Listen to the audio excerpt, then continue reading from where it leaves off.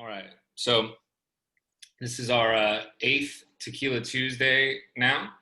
So hopefully everybody's got something to sip on and is able to relax a little bit.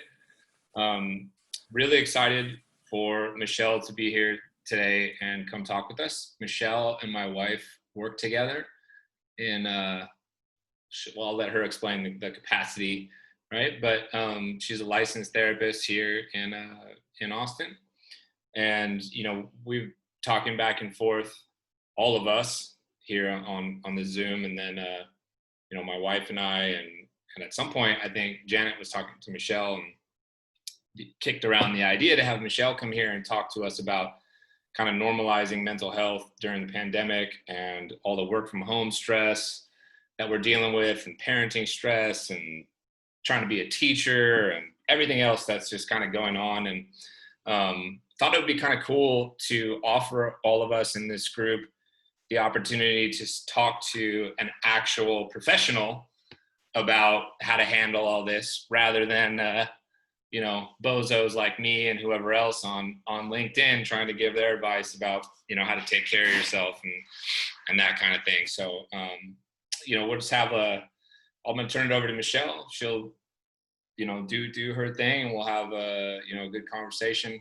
I will ask this. Michelle doesn't know I'm about to say this, but I'm gonna say it anyways. I'll ask this. Let's try to keep our questions like not Scott specific or not Jacqueline specific or not Jim specific, right? Like we're not trying to have a therapy session, 21 versus 1 with your individual drama going on. You can phrase the question in a particular way that makes it relevant to everybody. I think that's the best way to do it. And I have Michelle's contact information. I'll share it with everybody. And, feel free to reach out to her offline and stay connected with her and that type of thing. So without further ado, Michelle Wilkinson, welcome to the Tequila Tuesday event. Yay. Well, I guess I kind of forgot my tequila, so hopefully I'm still going to be allowed to be a part of this. So everybody else have an extra drink for me, please. But kind of as Scott was saying, yes, I work with his beautiful wife, Janet. And so we've been working together, I guess it's almost 3 years, maybe 2.5 years now.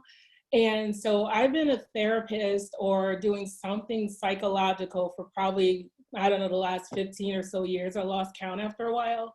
But I pretty much came to this profession because of all, just family issues. You grow up and you're like, you got the crazy aunt or the nervous grandma and all that kinds of stuff. So that's pretty much how I came to the field. So I've been kind of doing therapy since I was like 3, But but that's kind of how I came to it. And, this is my passion. I totally don't mind if we have a 21-person therapy session. It will not be the first time. So I did like a little PowerPoint, with all the definitions and stuff like that. But honestly, I really would rather not lecture. So if you got a question, maybe just use like one of the reactions so I can kind of see that in between watching the chat. But yeah, if you got a question or just put your hand up or something, that would be great. So feel free to interrupt me at any time, okay? And so I'll go through, some of the stats and just some of the basic stuff that I have, but I really, really, really want to hear from you guys, sort of any questions or concerns. And, you can always phrase it as, hey, my friend has this problem. It's not really me, and I can totally, try to help out with that, okay? And I know everybody's probably really going through a lot right now with, the whole zombie apocalypse happening. So poor 2020, right? So yeah, so I know that can be a lot. So what I'm gonna do is sort of go through some of the, I guess, like I said, some of the stats and maybe 3 of the top sort of diagnoses that we tend to see, and especially what I'm thinking is going to be an issue as we all kind of get through, what's going on right now, political climate, social justice issues, just everything, all of it. Okay, so I'll get started, but like I said, please, please, please feel free to interrupt me. I don't mind at all. And I'd rather have dialogue than, go through a bunch of PowerPoint slides. All right, fair enough? Fair enough. Cool, okay. All right, let's put up the little slideshow here, maybe. Can I put up the slideshow? Should be able to. I made you a co-host. Oh, thank you. Share. Awesome, give me just a second.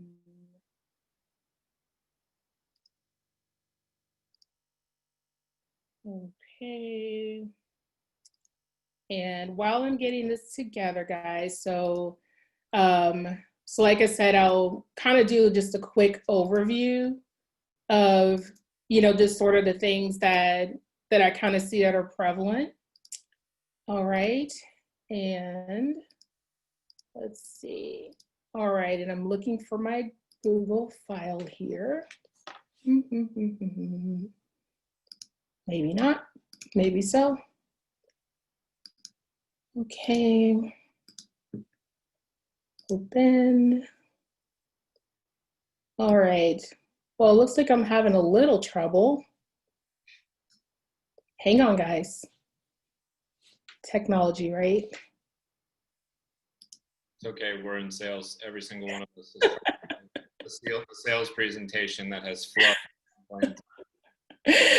Oh my gosh. Think of it this way. At least you don't have $250,000 on the line. Well, not this time, but been there, done that. And guess what? I don't miss that job one bit, okay? Okay, let me see here, guys. So let me open up my preferences. There we go.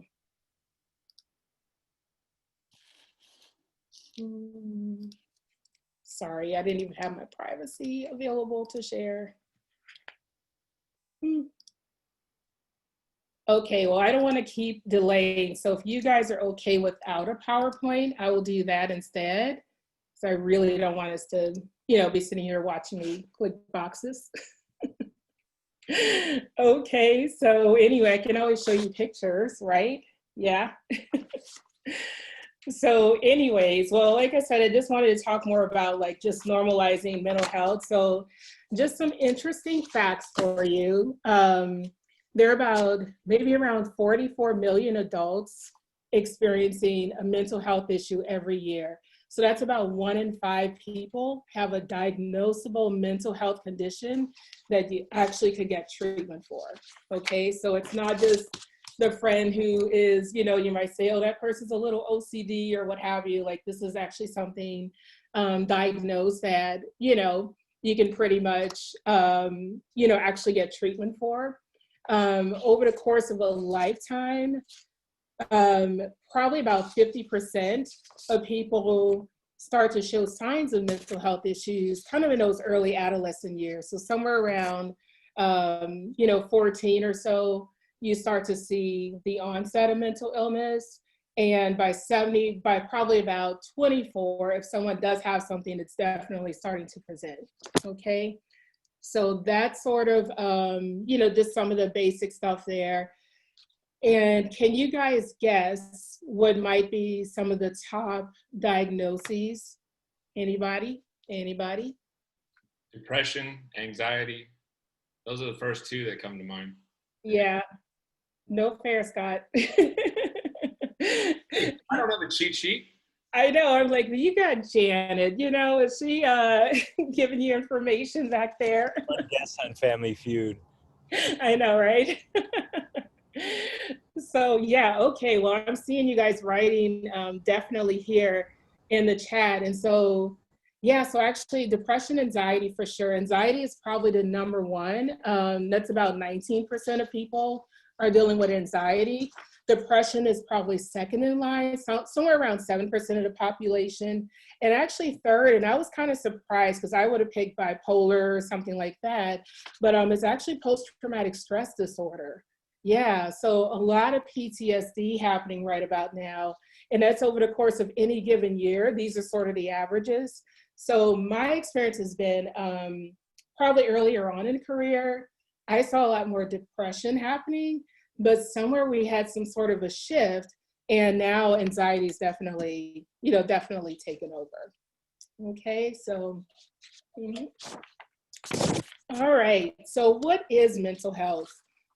And you kind of hear this word floating around, mental health versus mental illness, And so mental health, I'm thinking of more of just your emotional, your psychological well-being, your thoughts, your feelings, your behaviors.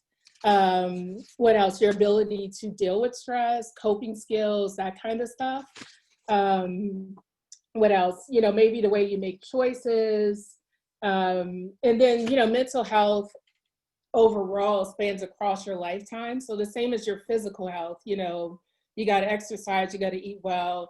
All those things still apply to dealing with your mental health as well. And so when I'm thinking of mental health, I'm thinking of just, your ability to manage and take care of yourself emotionally, psychologically. Okay. So there's kind of sort of a line where mental health moves into more of a mental illness kind of a thing. Michelle, Yes. there's a couple questions here that I want them to ask of you. They're being shy. Sure. Grace, can you take yourself off mute? You're the first. Yep.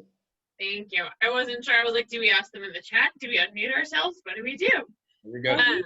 So, Hi. hey, Grace. How's it going? It's going. As well as can be considered. I know. I'm sure I have my own mental health issues going on. So, For sure. So my question was around, why do you think it is that anxiety has overtaken depression? Like, what do you think that switch is about? So probably my basic answer would be, I think it has to do with just kind of the shift in culture. So we're more reliant on our technology. As you see, we all live in these little 2x2 size boxes right about now. Even social media, just the way we interact, there's just kind of a sort of a mindset that things happen instantly, like on Instagram, And so I think it's just a shift in society as a whole, sort of the demands that we put each other under, the expectations, just all of this stuff. And I think there's just a shift more to anxiety.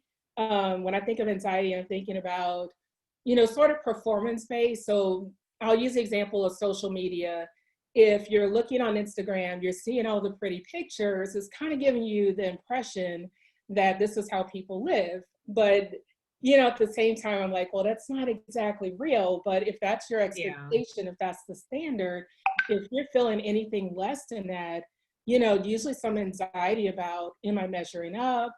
Do I have the same sense of value, purpose, all those things? And so I think definitely that's just kind of, Michelle's view on it. But yeah, I think it has to do with just the way we process information and relate to people versus just maybe a generation before, for whatever reason, it was depression. And I think that just had to do with the sort of things that, we were having in culture, like, I don't know, the 80s to 90s, just, that kind of stuff. Yep. So that's my answer. Hopefully that helps. Yeah, thank you. You're welcome. Anybody else? Yeah, Troy, you there? You want to take yourself off mute, Troy? Yeah, so I'm on, hi there, Michelle. Nice to meet you. Hey, Troy. Where are you, Michelle, again? I am in Austin, Texas. Austin, cool. Nice. I'm in San Francisco. Ah. Yeah, it's, I guess it kind of like sister cities a little bit. But I've gone to a couple full-time therapists where I did therapy for probably 3 years at one therapist, and it was great. It was my first experience, so I think I invested in it and brought myself to it, so it was a good investment. And this latest round, I've been going to this other therapist, which was cheaper basically by an order of magnitude. My first therapist was like $200 a session. This one is now $20, which is like amazing. And so like I'm trying different therapists. They have different styles and things like that. But I'm curious, how do you judge the like effectiveness of a therapist that you've been seeing for a while? And what do you think about like kind of therapy promiscuity, like seeing a bunch of different therapists? And yeah, that's kind of my question. Well, first I'll start off, Troy, you should be monogamous with your therapy. Okay. Yeah, so I'll kind of start with that. So first off, like, I wouldn't necessarily recommend seeing too many therapists at the same time, only because like if someone's got a different style or a different approach and you're having to build rapport with these different people, so that makes it a little challenging. Now, if you are going through just say a group therapy where you have one therapist running that, and then in your private time, you also go to an individual therapist, I think that can be super helpful because you're getting the benefit of a group of people, their experiences, different viewpoints. And so that's super helpful, but that wouldn't necessarily be the appropriate place to go into details about what you're actually dealing with, if that makes sense. And so, yeah, so in terms of like, seeing a bunch, I would say, consider what your goals are. And if it's like a group therapy and an individual, then that kind of can work out. But you may want to, as far as judging, like, I guess maybe the effectiveness, of the therapy, I would look at initially when you're going in to talk to the person, are they telling you, hey, this is how it's going to go, we're going to follow this exact plan? Or are they taking time to walk with you through what you see as, success, what you see as improvement, okay? And so typically, if I'm starting out a session, I'm asking like, hey, what are some of the factors going on in your life? That kind of basic stuff. And then I'm looking at, depending on the type of struggles that you may be having, then I'm going to be adjusting my therapy technique to sort of fit you as the individual. So I'm just a little bit more person-centered. And as far as like, I would look at goals. So maybe give yourself somewhere between 6 to 12 weeks, with the therapist so that you can build rapport, get comfortable with the person, and then start to see, are you having improvements with some of the challenges? Is your depression improving? Have you learned some new coping skills? So you're really wanting to give yourself a little bit of time. So I wouldn't just, unless you show up with a person, you're like, we really don't have any chemistry, then yeah, by all means, like, hey, thanks, move on, But if you're wondering, I would say give yourself around 6 weeks or so to really figure out if this is my person. Let me see. Does that help with your question, Troy? Yeah, for sure. I'm curious about I guess I treat therapy a little bit more like brushing my teeth. Like to me, it's good hygiene. I don't want to use it as an emergency room. I've used it as an emergency room in the past, and I don't like, that's just not what I'd like to do. So like, I'm kind of curious about good goals, I guess, but we can defer to other questions. Sure. But yeah, what would be a good couple of goals, I guess, just before? Yeah. So I usually ask a person, if you were to, just wake up from this dream, what would be different in your life? What would be different?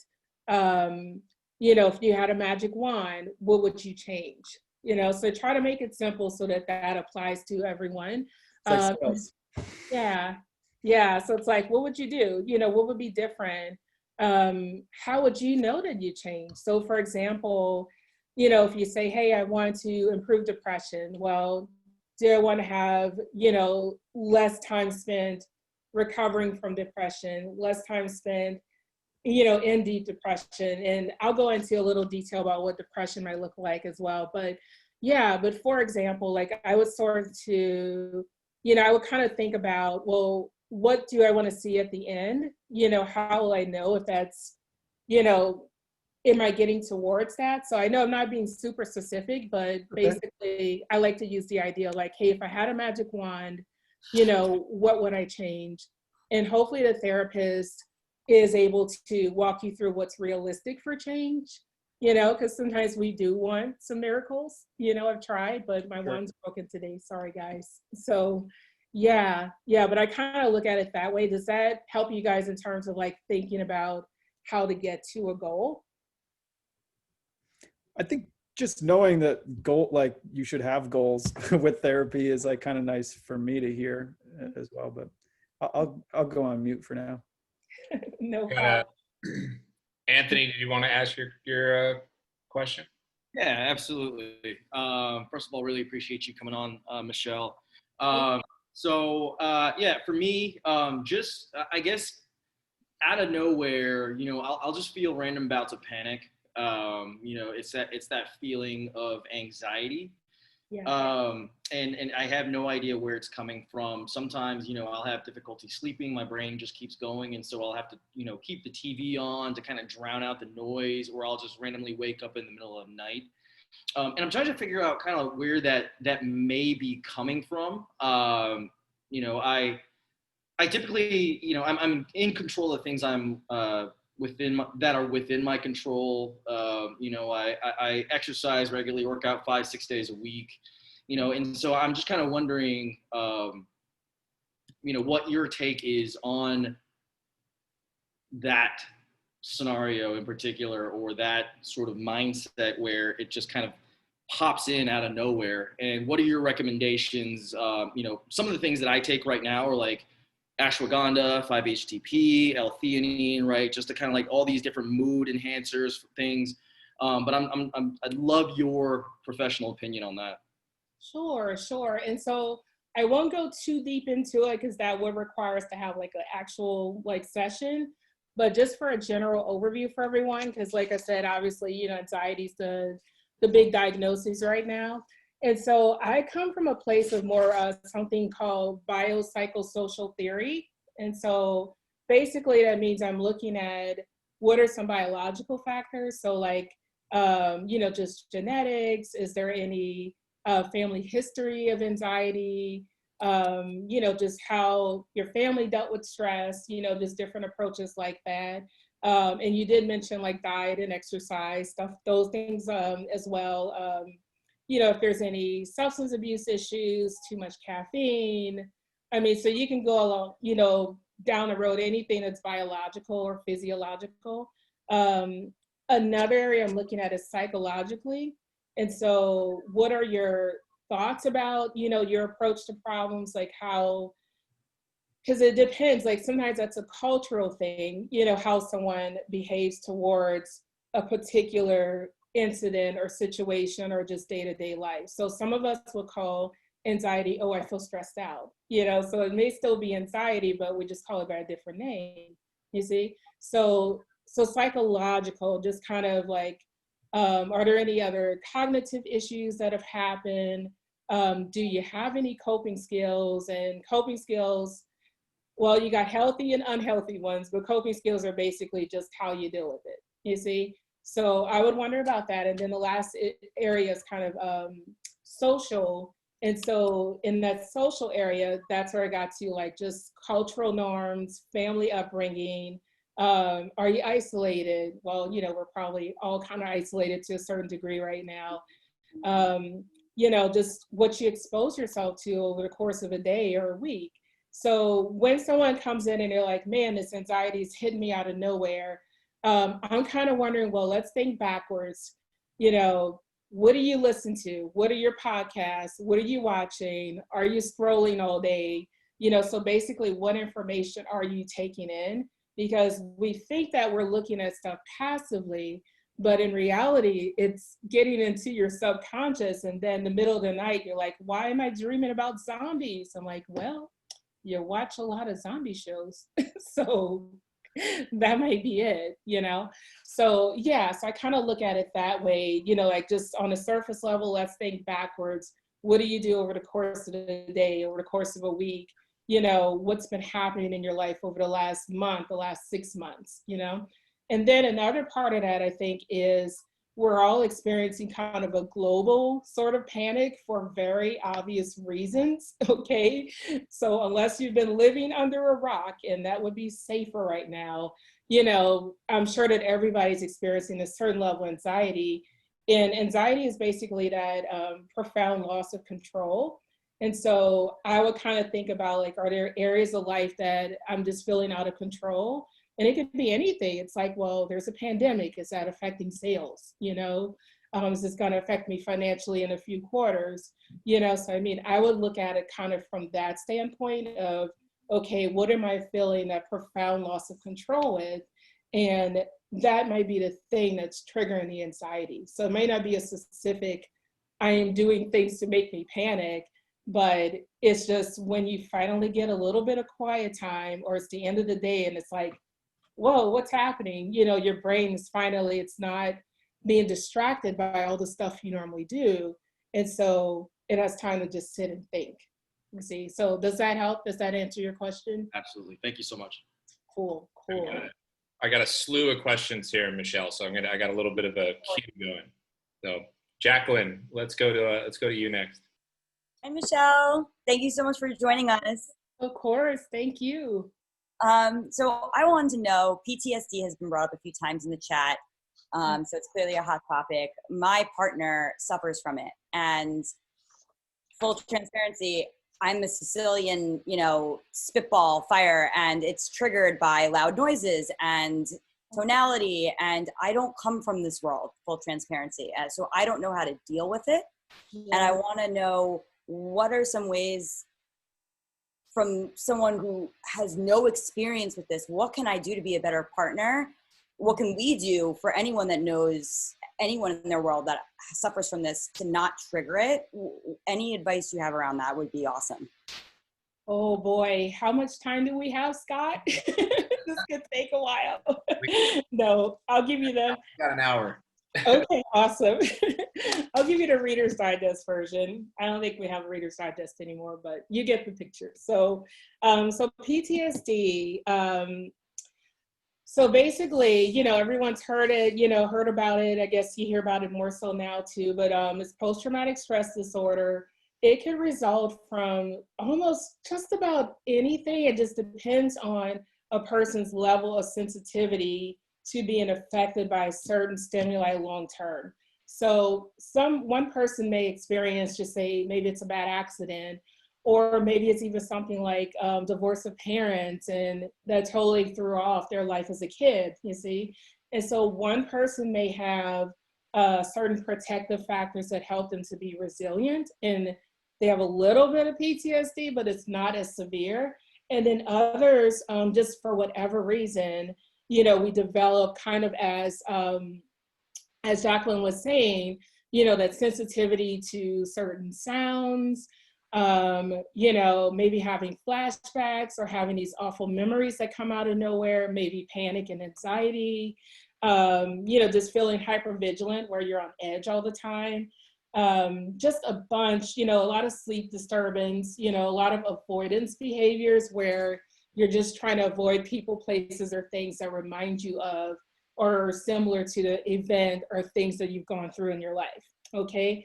And then PTSD can become chronic when we have repeated things that sort of reinforce the PTSD that's already there. So just say you had this, I don't know, divorce in childhood, and then maybe a bad accident, and then maybe a bad, you know, relationship. It could be a number of things, and basically it just piles on top of each other so that a person gets to the point where if you think about, you know, your glass of tequila, you know, you started out with a certain amount in there. And so this is as if someone just keeps pouring shots and eventually it's going to overflow. Okay. And so that's just kind of just the basis of PTSD. But getting back to more of what Jacqueline was saying about helping a loved one, part of it is like, if the person is able to share, you know, one, allowing them time to be able to talk about it.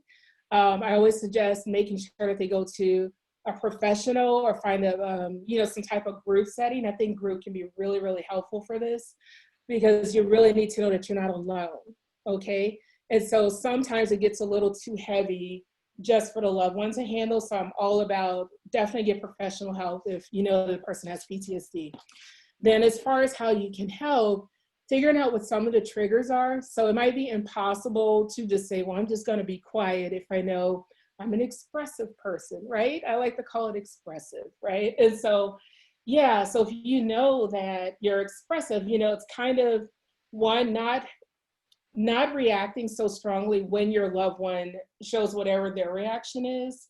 And that's where I think the professional help comes in, because it can help your loved ones to start to become a little bit more desensitized to certain things, where you can tell the difference between your expressive loved one versus someone yelling or screaming at you in a way that triggers you, you see?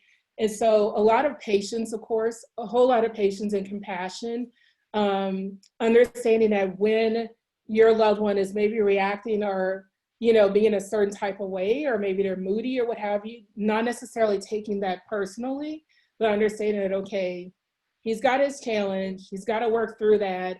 I'm here to support, but I can't be the problem for him. Like, I got to still take care of myself.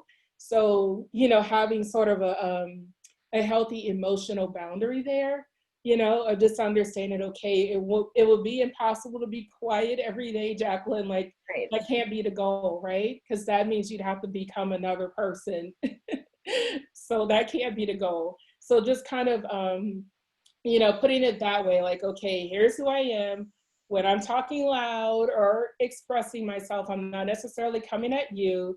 You know, who is it reminding you of? Like, when I behave this way, what does it trigger in you? You know, do you want to talk about that? Okay. Yeah. So it's very important you figure out what the triggers are, what those emotional triggers are. And, you know, just maybe gently reminding the person, like, hey, I know I was talking, it reminds you of angry grandma. I'm not grandma, you know, let's move on. Not taking it personally, having a lot of compassion, and by all means seeking some professional assistance with it. So yeah, does that help a little bit, Jacqueline? Oh, totally. Like, the fact of just coming from seeking to understand, like, who does this remind you of? Like, he was in the Army, and so my shrieks, I don't know what that reminds him of. So maybe me asking and trying to dive deeper versus just trying to shut up completely and be like, just not knowing. Like, I'm writing this down as you speak. So thank you. Super helpful. Sure. Mm-hmm. Annie, let's go to your question. Hey, Michelle, thank you so much for being here. My question is more around, so I have experience with therapy and it's wonderful. I've put it off for a while, and I'm starting to get back to looking for someone. What kinds of questions are good questions to ask to make sure that it's a right fit? You know, it's kind of ironic because I'm interviewing for jobs, as a lot of us are, and now I'll be interviewing for a therapist. I just want to make sure I'm asking good questions that'll let me have a window into if it's a good fit or not. Yeah, that's a very good question, Annie. So I would ask questions like, hey, what's sort of your therapy style? You know, because if you're dealing with, just say, PTSD, you may want a therapist who does dialectical behavioral therapy, it's DBT, or cognitive behavioral, or even something like EMDR, you know, which is very good about helping the person to regulate emotions. So that might be important to understand, like, hey, what's your therapy style? What's your approach? You know, is it more of like, you know, are you more relaxed in how you talk to people? Is it, you know, just a little bit more rigid or more structured? You know, so I would want to know things like that, because some people prefer, you know, some structure in the therapy session, whereas others just want to be able to let it all spill out. I feel better and I'm off till next week, you know?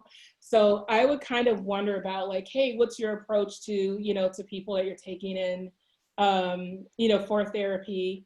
Then determine, I guess, depending on what your specific concerns are, Annie, I would ask, like, hey, you know, I'm dealing with anxiety and panic. You know, is this your specialty, or is this the area that you have experience with? And usually a lot of therapists are pretty good about saying, hey, I've dealt with people with this particular issue, but that's not my area of expertise. And so it kind of gives you a chance to figure out, like, well, if I have something very specific that I need to work on, it's not their expertise, then, you know, there may be a limitation in terms of the depth that you get out of the sessions, you know? So it doesn't mean that you couldn't build good rapport and it works out in the end, but if you know that you got something specific, it might help to find out what's the person, you know, what's their approach and what's their experience with that particular thing that you're dealing with. Yeah. So I would kind of go from there and kind of just get, ask about expectations. So, usually people say, okay, I want to come in and all right, and I don't know, a few weeks we're gonna have these problems all wrapped up and they done, and I'm like, it might take a while. So I usually, tell people that up front, like, hey, this is a process. This is a process. You're changing your life and habits and issues that you've had all these years up until now. So it might take longer than a week for us to get it sorted out. Okay. Yeah. So is that helpful to you, Annie? Just kind of, looking at their approach and things like that.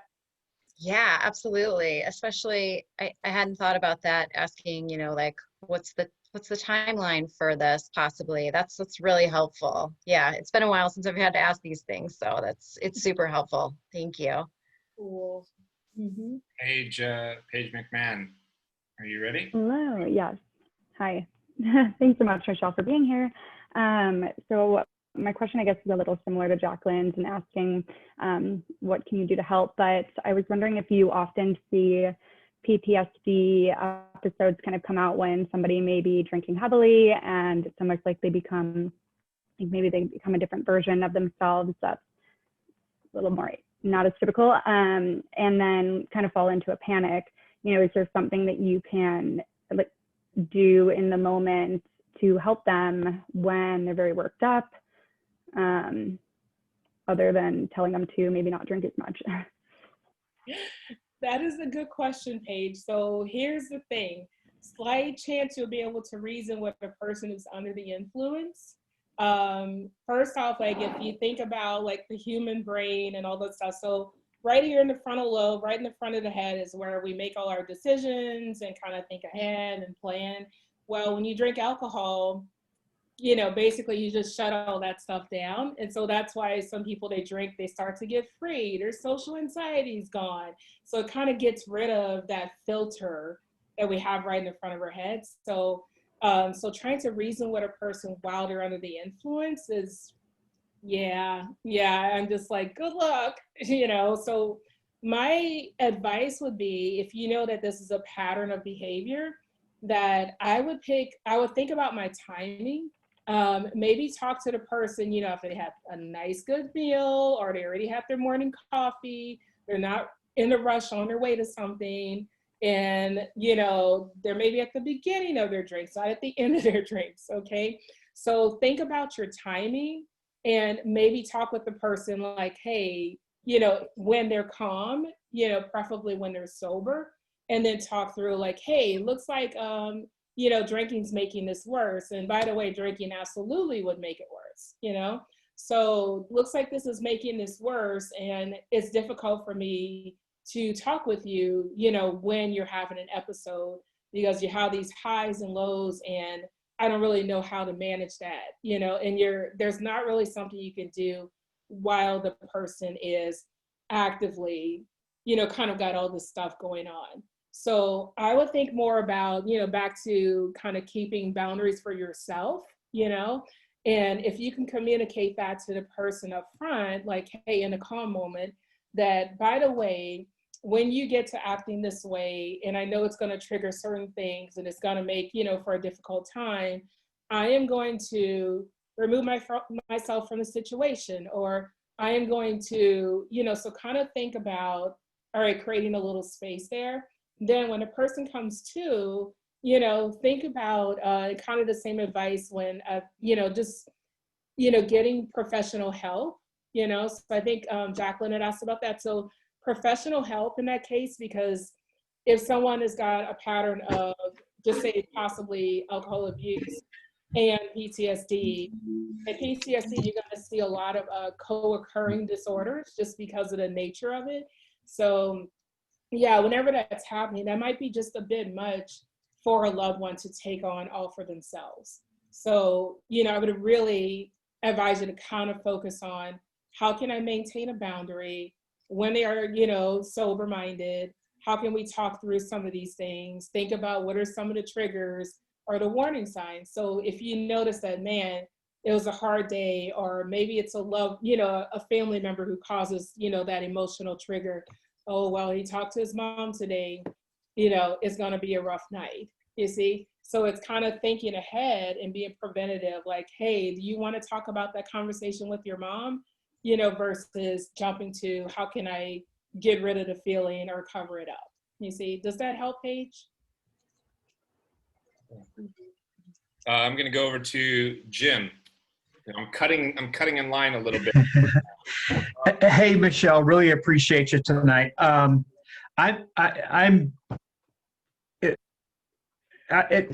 We have a long family history of all kinds of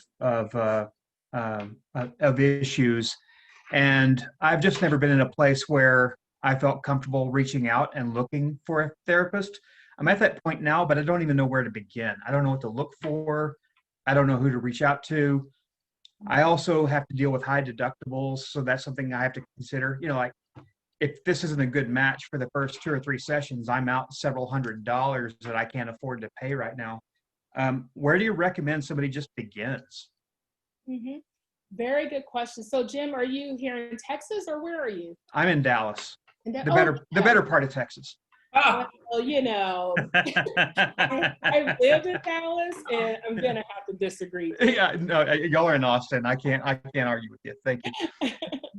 So I would say, so probably you got a couple of options. Like, first off, like I think a lot of dealing with mental health stuff is, just the stigma around it. So, how's someone gonna look at me? What are they gonna think of me? I don't really want people to know about it. Just you can go down the list, of how mental health is viewed and what's been your experience with it. So kudos to you for, taking the step, at least being willing, to look. You can always go on Psychology Today. Now, it might seem like, man, there are thousands of therapists on there, but you can make it very specific to, being very specific. Well, I have PTSD, so that's going to, eliminate a bunch of people. I have, I'm dealing with depression, so that kind of narrows your search. I want a cognitive behavioral therapist, so that further narrows it. I'm looking for a female or a male or someone who, covers these issues or men's issues, or you can kind of, really narrow your search and, to kind of give yourself an idea. Like also like you can on Psychology Today, it's kind of like the old fashioned, yellow pages or whatever. So you can actually put in your specific insurance. And so if you're like, oh, I got Blue Cross, Blue Shield, PPO, then that'll narrow your search as well. If you're planning to use insurance, I usually say start with your insurance company, oddly, because if you start there, you can say, hey, I want a Black female therapist who talks about spiritual issues, and they may have some very specific people who fit that criteria, you see, and they can narrow it down to your area. So if you ever decided you wanted in-person therapy versus telehealth, then, it might be good to have someone who's somewhat close by. So if you ever wanted to go into the office, you see, so I would kind of start with that, like start with the insurance, then take maybe some of their recommendations, go on Psychology Today, and you can see everybody's profiles and what they're about. And you might also find that if you're wanting to you may be able to work with a person who doesn't take insurance, and you might be able to negotiate a specific rate with them. So you might fare better not using your insurance plan, because once you, how would I put it? Like once they run insurance benefits, then the therapist and you are both subject to that rate, you see? And so, but if you are not submitting insurance information and you're willing to do out of pocket, you can probably get a lower rate.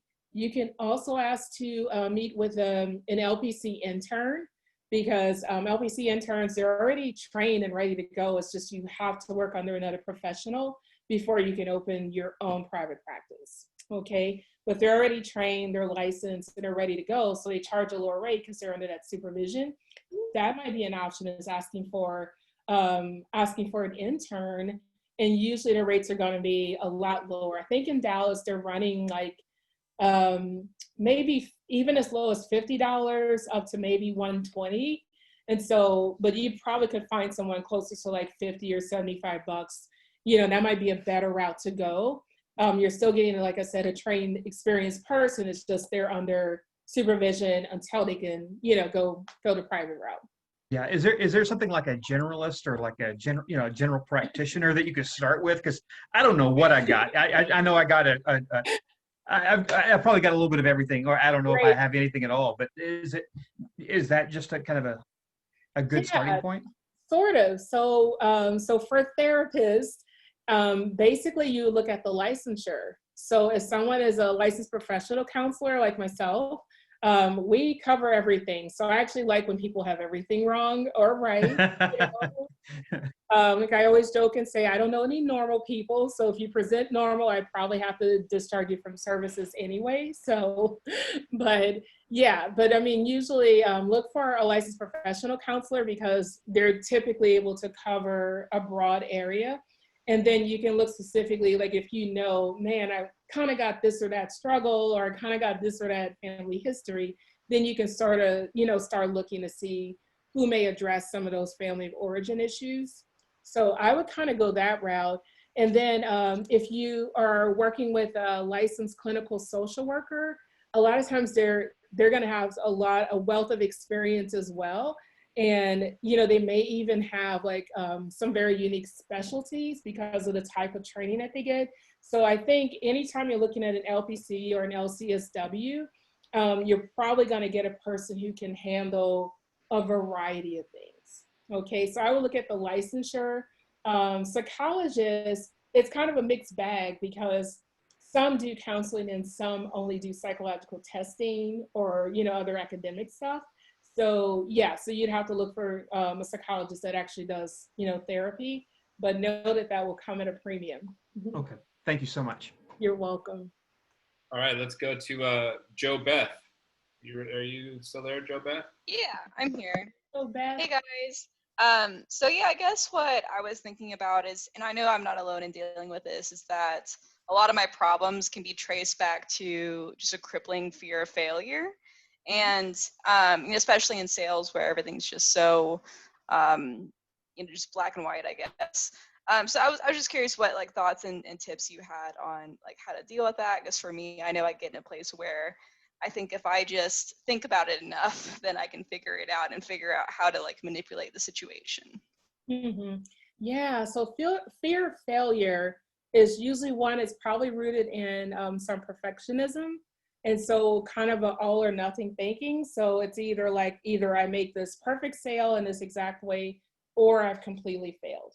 All right. So I would say probably work on your views of failure because, what one person sees as failure, I'm like, well, maybe you could say, all right, I'm practicing for the sale that I want, or I'm preparing for the thing that I want to get. Or this is, what did I learn? What lesson did I learn from that experience? So that the next go around, I can do something different, I can plan different, I can organize different, so think about like what you can learn from those experiences of failure instead of seeing them as, okay, that's it, this is the end of the world. Look at it in terms of like, well, this is just a stepping stone, to something different or something better, and just reminding yourself, well, what, I've had successes in the past. What were some things that I may have done different? Or is this just one of those things? Like, when you're in business for yourself, there are those natural ebbs and flows. You just have the days where everything works. And maybe you got a couple of months where it's like, really, and it may not be any fault of your own. It's just kind of what's happening out there, you see? So kind of giving yourself, looking at more of a big picture, instead of looking at one sale at a time, look at over the course of the year, look at over the course of a quarter, think maybe even in terms of averages, if that's a possibility. Because if you limit yourself to just this one failure, you're missing out on all the other good experiences that you had and all the other lessons that you've learned from the experiences. And so just focusing on failure takes all your energy out of that ability to do better the next time, you see? So does that help a little bit, Jobeth? Yeah, that helps a lot. Thank you so much. You're welcome. Mm-hmm. Josh, we are at you, Josh Kosofsky. Okay, all right. Hey, Josh. Hi, Michelle. Thanks for spending your evening with us. Appreciate it. Yeah, so I wanted to ask, my wife has suffered since we moved to Ohio, coincidentally, more so on the depression and anxiety. And it just feels like it's, I'm kind of a, I was always taught mind over matter, and my dad was big on mental things. And so, I want to be supportive and help her as much as I can. And it just feels like sometimes it's this big roller coaster, like almost like, how do I know if I'm dealing with the normal her or the depressed her or anxiety her? And, often end up in fights, in that stage. And so I was just wondering if you had any sort of tips or any things that might be good as a, to be a better partner and to help her, during when she is depressed or having anxiety. Oh yeah. So Josh, how long has it been since you guys moved, and where did you move from? We moved from California. We were a Bay Area, born and raised there. And I know the weather, like there's a lot of dark, kind of cloudy days here, and the cold affect her definitely a lot more than me. And we've done some things, like we have one of those sunlights in the bathroom that she uses, and tries to be in front of regularly, but it still can be hard at times for her. Yeah. Yeah. So Josh, I would say the same as, I was saying, like I said, to Jacqueline, I think even to Paige, about, think about one, like, what are some of the triggers? And just to back up a bit, there's something called a life stress test. So life stress test. And basically what it is it goes through a list of all the kind of the top stressors, and you rate things. I'll put this in there we go. So, oh wow, I couldn't even spell. That looks terrible. I hope no one's reading in the comments. It looks awful, but it's called life stress test. That's not how you spell life or stress, but okay, I'll let Scott do the typing. I'll just do the talking, okay? But basically it talks about kind of ranks, stressful events. And so you kind of got like death of a loved one and divorce at the top, but right up there in that kind of top category is relocating, moving, those kind of things. It just puts an incredible amount of stress, because maybe the person is experiencing loss of social support. So if you're in a place where you grew up, well, maybe the whole family's there, or your friends that you had a long time are there, you see? But going to this new place, having to reestablish yourself, maybe feeling isolated, all those kind of things. And so, that could definitely bring on the moodiness. And then on top of that, the change in the lighting, like seasonal affective disorder, a lot of people have, experienced that as well. And so where you may see some depression and anxiety that comes up, especially when it starts to get colder. So my advice would be, the same thing, which is kind of figuring out what are some of the triggers, spend more time listening versus reacting. Understand that a person may be reacting a certain way, but it may not be necessarily directed at, well, it is directed at you, but it may not necessarily be your fault. It may not be something personal against you.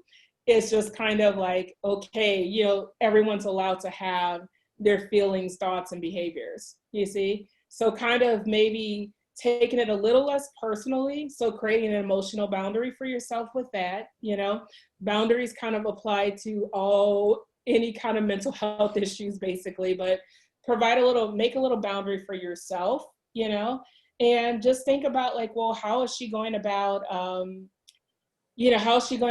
coping? Is there anyone else that she talks to besides you? Like, does she have any friends? Does she have a support group? Does she have girlfriends to hang out with? An exercise group, whatever? But she needs space just in case there are any resentments there. And if you find that you guys are just having an overall communication issue, that might be a time to consider some couples therapy, just to help. Because sometimes we build up resentments, against our spouses. I know that's shocking. No one else has experienced that, right? Resentments against your spouse. So yeah. So kind of think in terms of those things. But basically, I would definitely say, think about don't take it all too personally, and think about your timing. Like if you know, it's just one of those days you can kind of see in her eyes she's having a moment. Maybe not the time to bring up, you know, whatever the usual stressful things that you guys have to talk about. Like, always think about your timing. Yeah. So is that helpful for you, Josh? Yeah, no, I'll definitely check that out. I think there's definitely something to to moving. I think you're definitely onto something there. Yeah. Yeah, it's a big one. Thank you. Patrick. You there, Patrick Downey? I am here. What's going on, everybody? Yeah, Michelle. So I had my uncle a couple weeks ago just passed away from suicide. So everybody in my family is kind of working through it in some different ways. My folks, my mom and my stepdad are both going to seeking out therapy themselves. So that's awesome. But I'm just curious, like, as I'm trying to like talk through this with them and kind of like be there for them and things, like, how do I guess, like, approach the topic with people who are all experiencing this thing in such different ways? Yeah.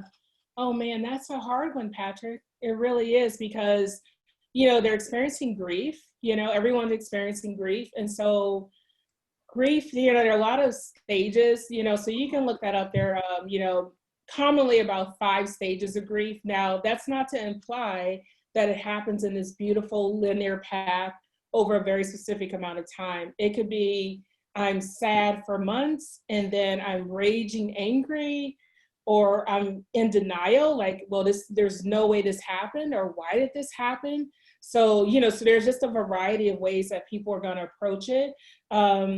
It's a conversation that you can't really force, you know? So if people are at the point of like, hey, I really can or don't wanna talk about it, that could be a part of their grief stage as well.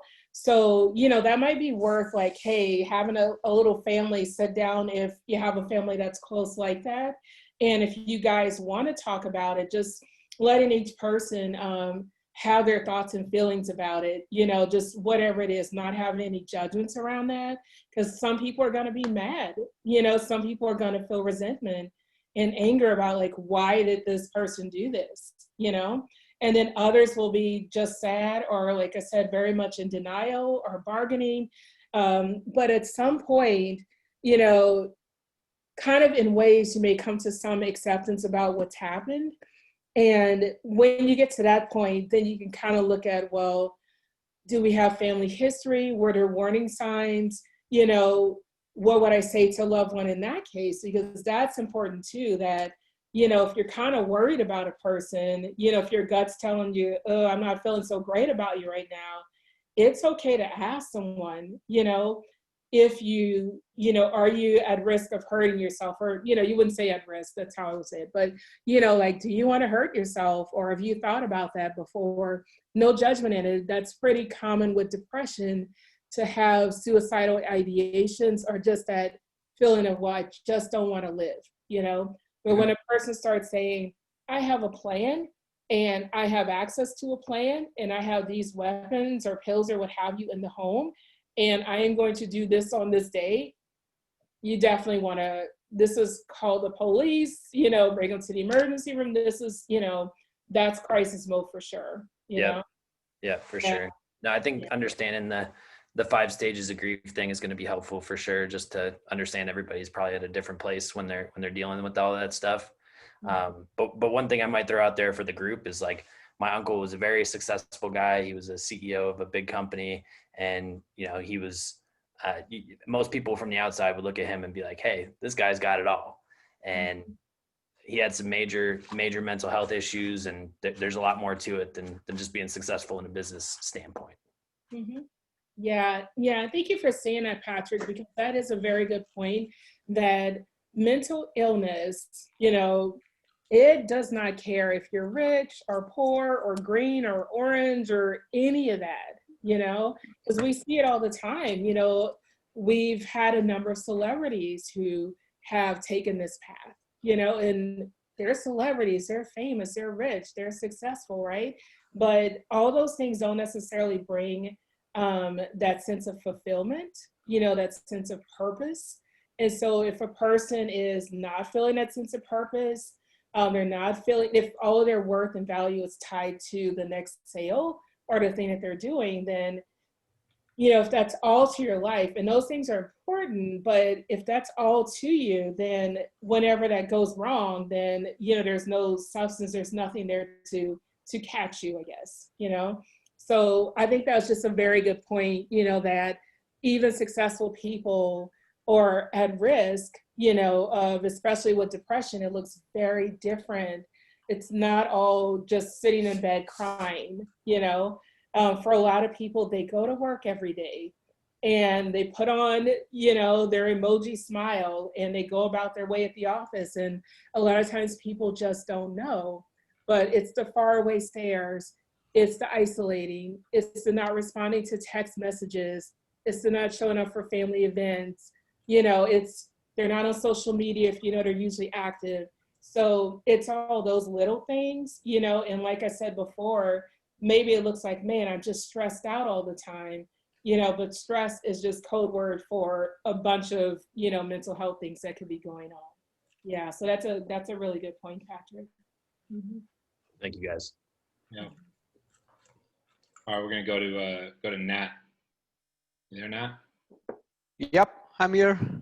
Hey, thanks, Michelle, for all your advice. I have been listening, taking notes. Has been awesome. Thanks for inviting me, Scott. I just have a quick question here. So I feel I'm going through anxiety in any particular week or month. I have tried meditation and think it has helped me to an extent.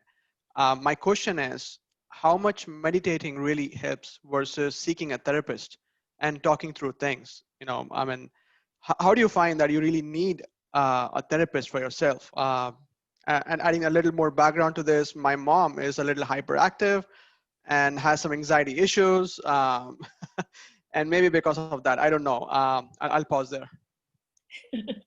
So that's a pretty good question. I just want to clarify, Nat, were you talking about like using meditation or actually supplementing with like pharmaceuticals, like medicines? No medicines at all.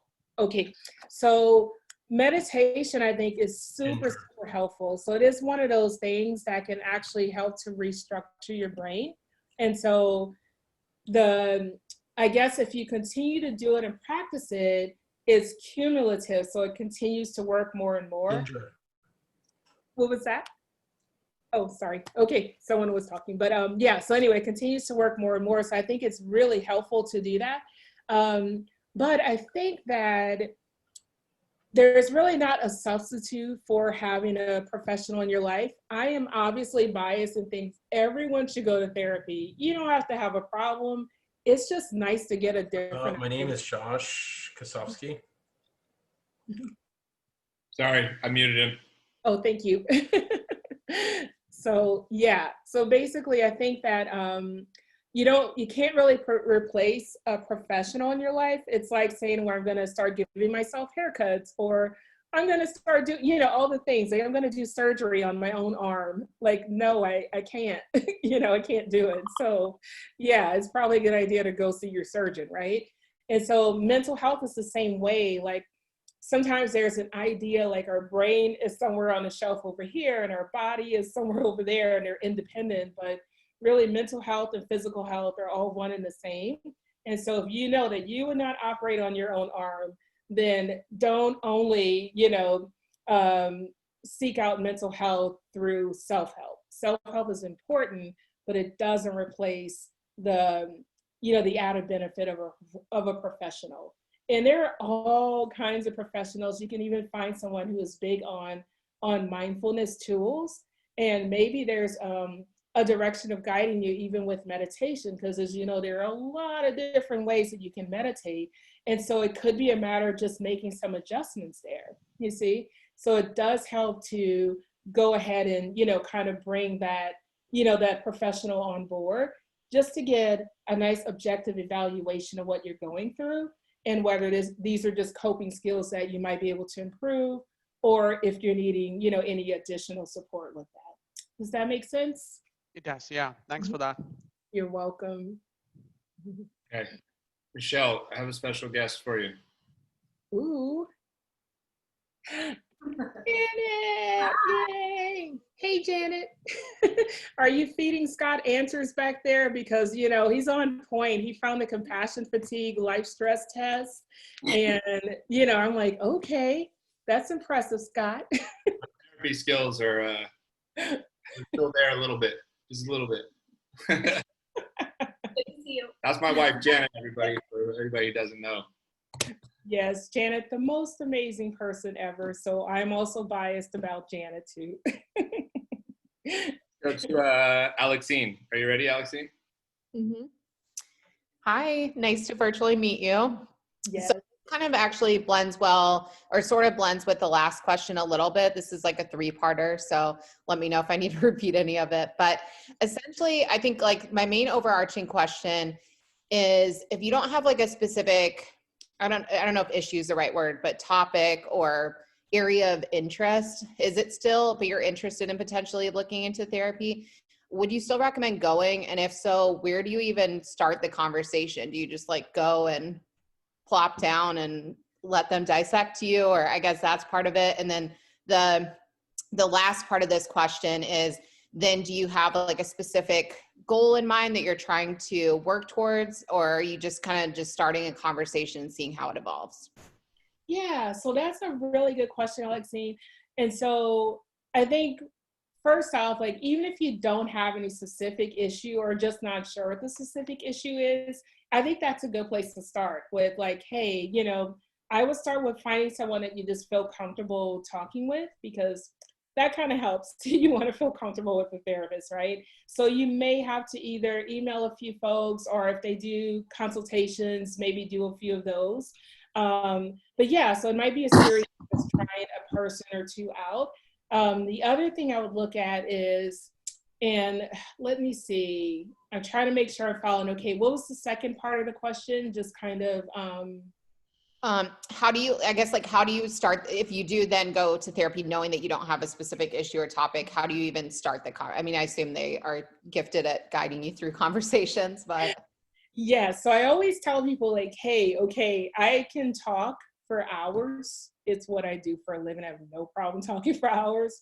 But I like to know sort of, you know, from you, you know, so what I would probably do is maybe, like, usually the therapist will have some questions. So if you're doing like an initial intake is what we call at first session, most likely we're going to have a list of questions that we might want to ask you. And from that list of questions, we might find some little areas that would be worth examining further.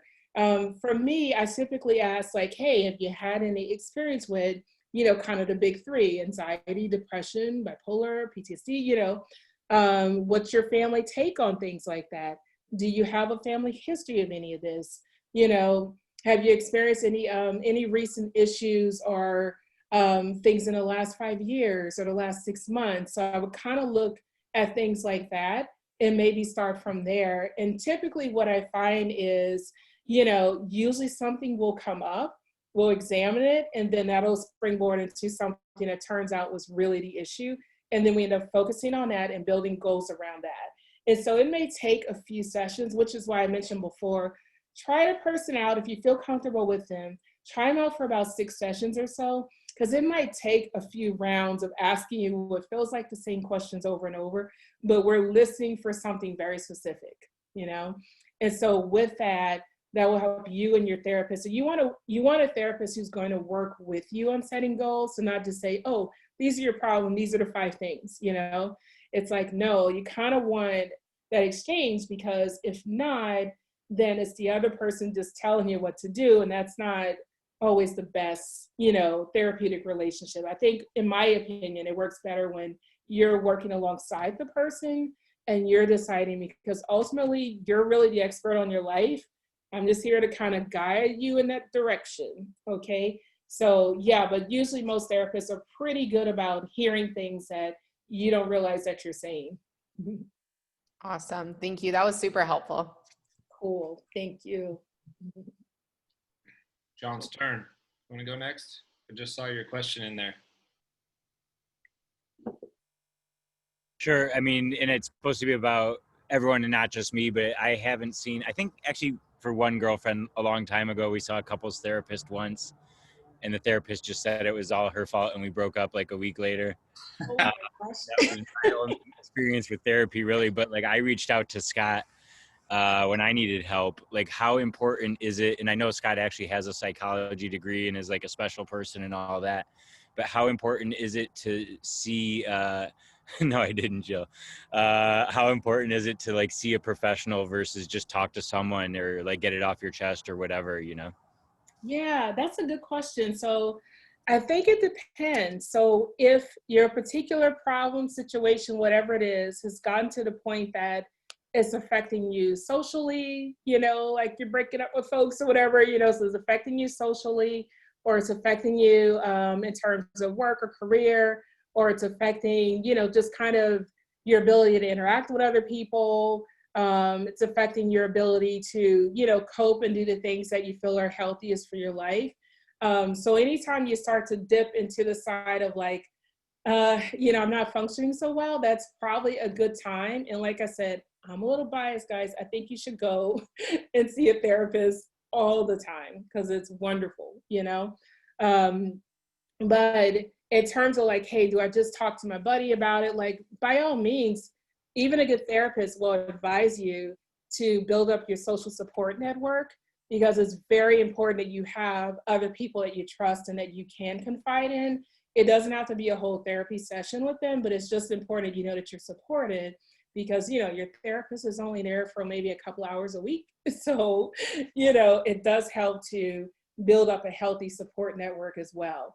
So I would definitely say that. And then I think, you know, just kind of looking at it, kind of the same advice that I gave before, you know, do you have any particular patterns that you're starting to see in your own life? Like, hey, every so many years or every so often I'm dealing with the same thing over and over and over again, you know? And if so, that might be a good time to go and talk to someone, get that objective opinion, and kind of see, well, where is this pattern coming from? Because maybe that pattern no longer serves you. So that might be a good reason to go and see someone, you know, to see a professional. Mm-hmm. Does that help? Yeah, it's super helpful. I appreciate it. And just so you know, the amateur psychologist, Scott, did recommend me talking to as many people as possible and building up my, you know, support group and everything. So he wasn't that far off. I guess also an interesting follow-up question again, you know, like this stuff is, you know, we experienced a big trauma in our family and it's going to impact your life. Like, what is a normal amount of impact, or like, you know, what's that point where it's really, you know, you feel like, you know, it's professional versus this is the normal impact. And I feel like, you know, in the year it's been a normal and I should feel the way that I felt and feel bad and all that type of stuff. And you can, you know, cause cousin Sam, but like, I know.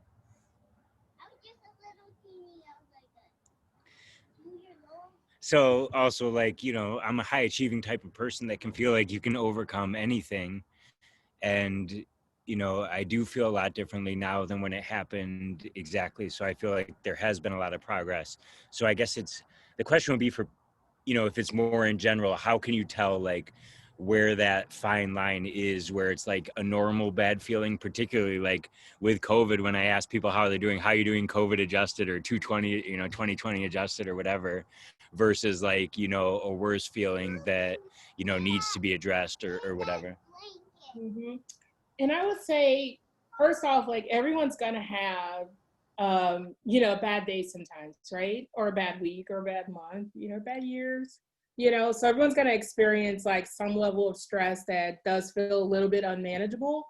As far as like what's normal, there isn't like an average amount of, you know, how a person, or, you know, there's no meter to say, okay, this is a healthy level of grief or stress or trauma versus someone else. Like it can be very subjective. And so what I look at in terms of that, I look at like, what are your protective factors? So one, the advice you got from the great Scott, which is like, do you have social supports around? You know, because someone having a friend or a loved one or someone that they can confide in might make the difference in someone being resilient versus someone dealing with some of the worst or more intense symptoms.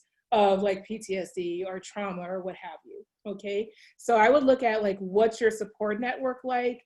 You know, what other supports do you have at your disposal? What are your habits like? What are your coping skills like?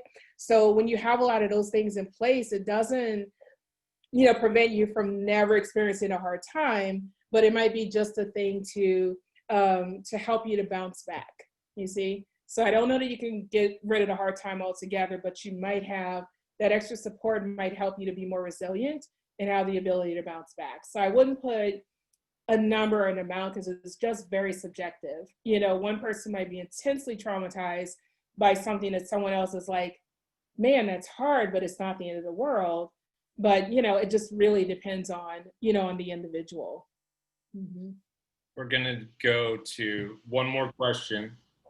We're going to go to one more question from Jill, and then we're going to wrap it up and thank Michelle, obviously, for spending so much time with us. This has been awesome. And I've recorded it. Michelle, if you want the recording, I'm happy to send to you. But everybody else who hopped on and off, you'll get access to it tomorrow. Jill, I want you to ask your question. I did not prompt this question, but this question is like near and dear to my heart. Perfect. This is like my life to a T. Okay. Well, I'll try to answer it, assuming I'm in your head. Hi, Michelle. Thank you. Thank you. What a great hour spent. Really, really amazing. So my question is, can stress and anxiety manifest itself physically? And more specifically, I have had for the last month chronic hives. I mean, really debilitating. And they come and go. They're random places. Sometimes my face, my body. Today was all over my legs. Yeah. I'm not allergic. I've done the elimination diet. I've seen doctors. I don't know. I meditate. I think that I'm centered and clear, but I don't know. It's probably the election, but I don't know. The last time I had this, I guess I should say, was 6 years ago when I was going through a divorce.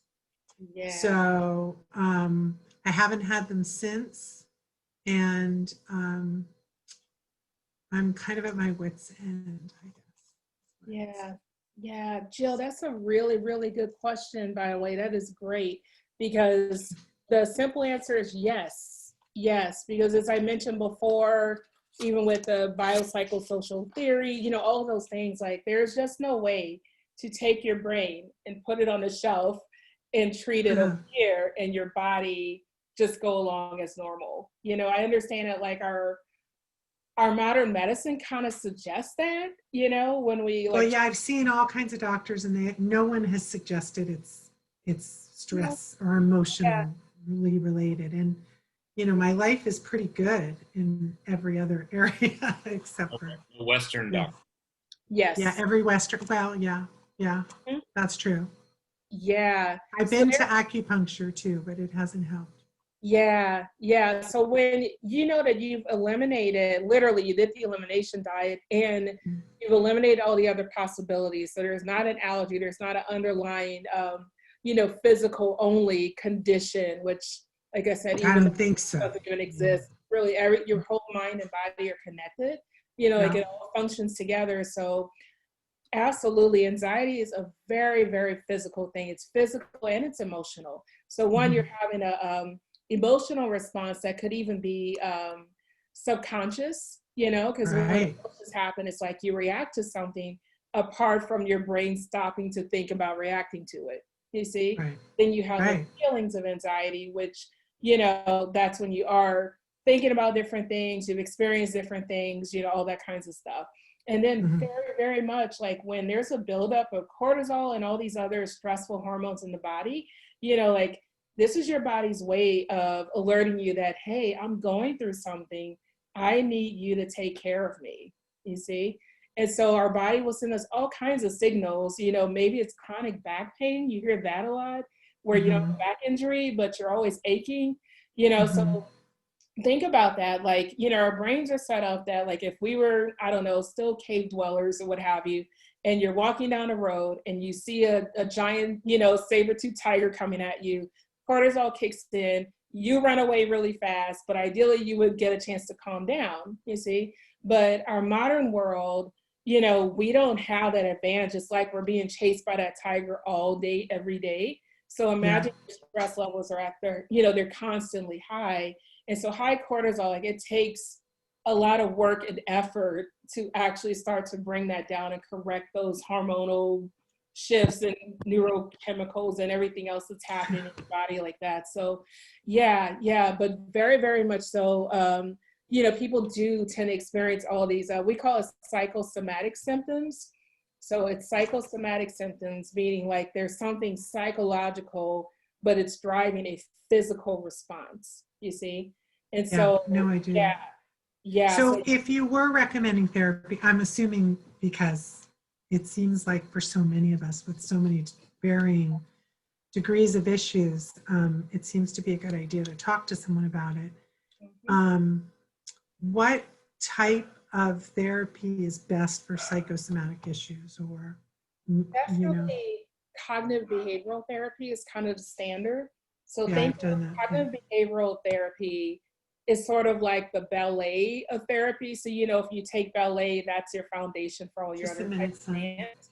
And so cognitive behavioral therapy is sort of like, this is the thing that gives you a foundation, you see? So this is the thing that helps you to understand. Like sometimes it's a pattern of thinking that we developed over time. Sometimes there's something we call core beliefs. And so not necessarily in a spiritual way, it can be, but it's, sort of an automatic thought that you might have about yourself. Like, oh, every time you do or mess with something, oh, that's so stupid. It's that little thought, so it's all these things. Cognitive behavioral therapy, we call it CBT, sort of addresses the underlying foundation. And that's a good way to get into where the anxiety is originating from and help you to regain sort of that mind-body connection. Because it's, I said, mental health is physical health. Like there's no distinction. We talk about it like it's separate, but it's just not possible. Yeah. So if that's helpful, look for. Very helpful. Thank you. I just, I'm trying everything I can to attack this problem. I'm a problem solver.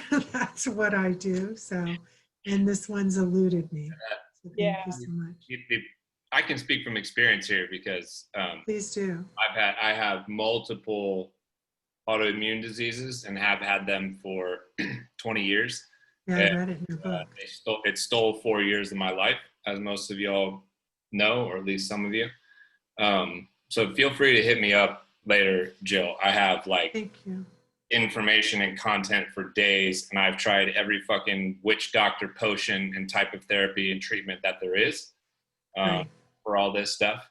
And it's definitely stress plays a huge component of it. But you can get it back under control. And for people who are control freaks like you and I, the lack of control and not finding a way to fix it fucks you up even worse and spirals that stress and exacerbates the problem. So I completely empathize with what you're going through, and hit me up. And my wife Janet, actually, who popped in here, since she's been dealing with me on this for like 20 years, she's like a naturopath shaman at this point in time. Like she'll tell you every random thing you need to know and what to do to work on this stuff. So. Okay, well, I'm open to it all. I live in California, so it's all pretty much accessible. Can I interject, guys? So I go to Janet. I would actually go to Janet instead of a doctor.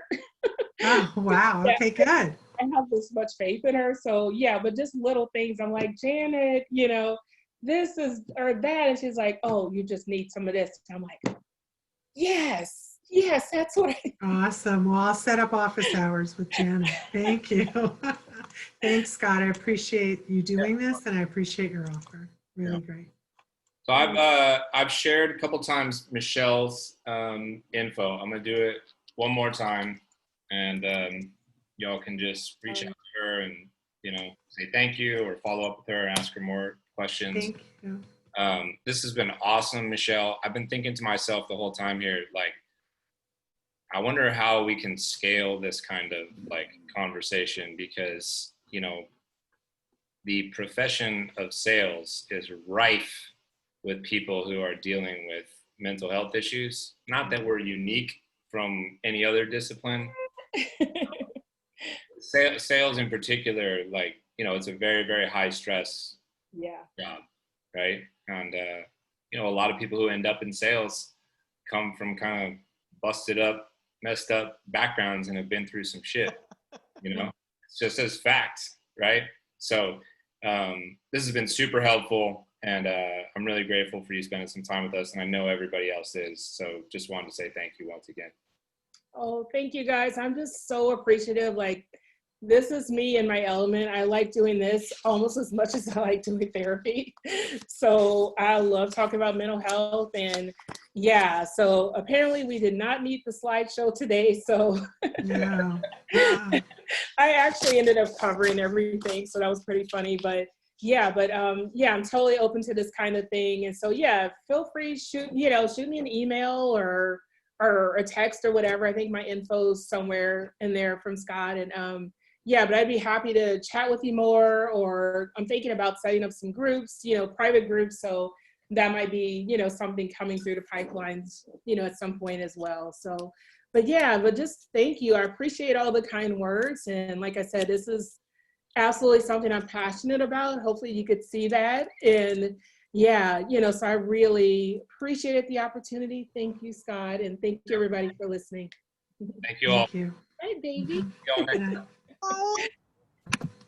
Thank you, Michelle. You're